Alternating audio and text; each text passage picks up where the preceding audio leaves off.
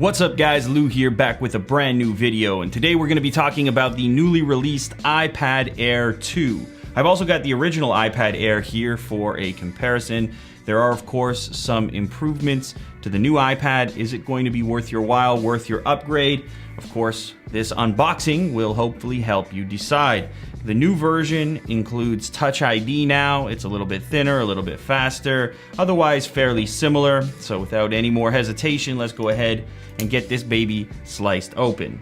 Now this is the 16 gigabyte Wi-Fi version, so the base model. There are of course bigger versions available, 64 gigabytes, 128. As you can see on the front of the box here, an incredibly slim design. Everyone seems to be working towards this ultra thin kind of a look. Is it what consumers are asking for? I'm not really sure. Everyone I talk to seems to think that extended battery life would be more important. So yes, it's definitely thinner. Although, is it really that significant? Okay, let me put this other one down for a moment. Finish this unboxing. So we have the usual plastic covering the actual iPad. This is the space gray version. Of course, it's also available in silver and gold. You have your iSight camera on the back as well as a microphone in that location.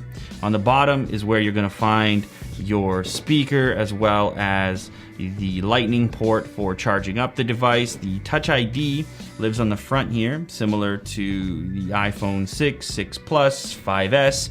They all featured a similar or exactly the same Touch ID. You have your forward-facing camera. Volume buttons are on the side and the power switch is up on the top. Inside the box we have the usual goodies from Apple, including the power brick, which is a 10 watt. A little tip here is you can use this power brick to charge up your iPhone as well, and you can get a slightly quicker charge by using that slightly larger, more powerful brick.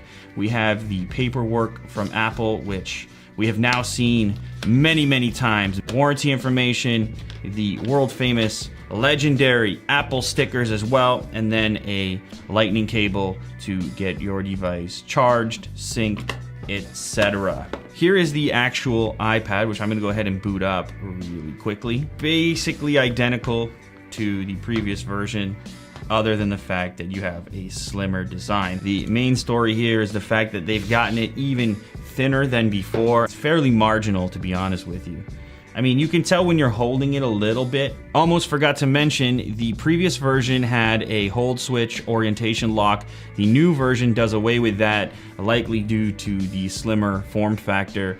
Honestly, guys, not a massive difference here. Of course, I can tell the difference. I could identify with my eyes closed which is which, but is it really worth the upgrade? If you've got the previous version iPad Air, I would say no. Only because this is a very marginal and iterative update. Unless you really need Touch ID, or maybe if you're a heavy gamer and you could take advantage of the faster processor, then maybe you want to go ahead and go with the latest one. But otherwise, if you can find a cheap deal on the original iPad Air, that might be a better bet for a significant portion of users. Anyways, so there you have it, the unboxing of the brand new iPad Air 2. Can you tell which is which? Which is old, which is new? You're not gonna sit here with the original iPad Air wishing that you could have the slightly thinner version, or maybe you are. There's a lot of people that are early adopters. And Touch ID on an iPad, not nearly as valuable as having it on a phone, for example, which you have in your pocket and is out in public more often. I mean, it does depend on the way that you use your iPad, but for me,